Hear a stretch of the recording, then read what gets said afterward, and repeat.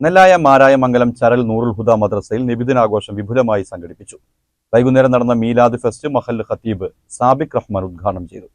മാരായമംഗലം ചരൽ നൂറുൽ ഹുദ മദ്രസയിൽ നബിദിനാഘോഷങ്ങളുടെ ഭാഗമായി വിപുലമായ പരിപാടികളാണ് സംഘടിപ്പിച്ചത്. വൈകുന്നേരം നടന്ന മിലാദ് ഫെസ്റ്റ് മഹല്ല് ഖത്തീബ് സാബിക് റഹ്മാൻ ഉദ്ഘാടനം ചെയ്തു.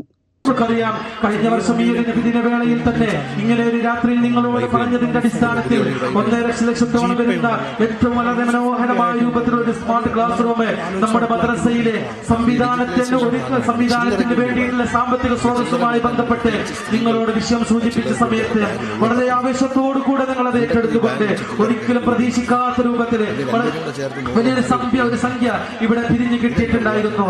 അന്ന് നിങ്ങൾക്ക് ഒരു പക്ഷേ എന്തിനായിരുന്നു സ്മാർട്ട് ക്ലാസ് റൂം, അതിന്റെ ആവശ്യകതയുണ്ടോ എന്ന് നിങ്ങൾക്കൊരു പക്ഷേ പറഞ്ഞാൽ മനസ്സിലാക്കണമെന്നില്ല. പക്ഷേ ഇന്ന് 1ാം ക്ലാസ് മുതൽ 4ാം ക്ലാസ് വരെ പഠിക്കുന്ന വിദ്യാർത്ഥികളുള്ള രക്ഷിതാക്കൾക്കറിയാം, ഇന്ന് സ്മാർട്ട് ക്ലാസ് റൂം അത്യാവശ്യമാണ്. ഒരു മദ്രസയെ സംബന്ധിച്ചിടത്തോളം ഒരു TV അത്യാവശ്യമാണ്. എത്രത്തോളം എന്ന് വെച്ചാൽ ഒരു കുട്ടി 1ാം ക്ലാസ്സിൽ പഠിക്കുന്ന ഒരു കുട്ടി ആ എന്ന് ബോർഡിൽ എഴുതി കൊടുക്കുന്നതിനേക്കാൾ എത്രയോ മനോഹരമായി കൊണ്ട് ആ TV-യിൽ കാണുന്ന ആ മനോഹരമായിട്ട് വായിക്കാനും അത് വേണം ഉസ്താദേ. ഇനി ഞങ്ങൾക്ക് എന്ന പാഠത്തിൽ അല്ലെങ്കിൽ സീരി എന്ന പാഠത്തിലെ പാട്ട് ഞങ്ങൾ കേട്ടിട്ടില്ല. ഒരു ദിവസം ഞാൻ മൊബൈൽ ഫോണിൽ എടുത്തു കൊടുത്തപ്പോൾ ഞങ്ങൾക്കത് കേട്ടാൽ പോരാ, ഞങ്ങൾക്ക് TV-യിൽ നിന്ന് തന്നെ കേൾക്കണമെന്ന് പറഞ്ഞുകൊണ്ട് കുട്ടികൾ ആവേശത്തോടു കൂടെ ഞാൻ വിട്ടുപോയ ഒരു പാട്ട് കുട്ടികൾ ഓർമ്മപ്പെടുത്തിക്കൊണ്ട് കേൾക്കാൻ വേണ്ടി താല്പര്യം പ്രകടിപ്പിച്ചിട്ടുണ്ടെങ്കിൽ. മഹല്ല് സെക്രട്ടറി ഹസൈനാർ സ്വാഗതം പറഞ്ഞ പരിപാടിക്ക് പ്രസിഡന്റ് സുലൈമാൻ അധ്യക്ഷത വഹിച്ചു. ഉസ്താദുമാരായ ഉസ്മാൻ മുസ്ലിയാർ, ഷിഹാബ് ദാരിമി, ഷഫീഖ് നിസാമി, ഷാനിഫ് അഹ്സരി, മഹല്ല് മുത്തവല്ലി ചേക്കു എന്നിവരും പങ്കെടുത്തു.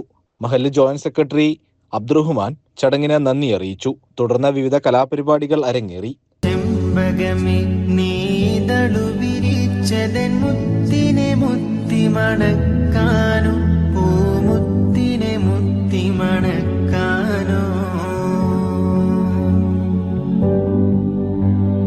പൂങ്കുയിലെ നീ പാട്ടുപാടിയതെന്റെ ഹബീബിനുറക്കാനും നീ എന്റെ CCN ചെർപ്പുളശ്ശേരി.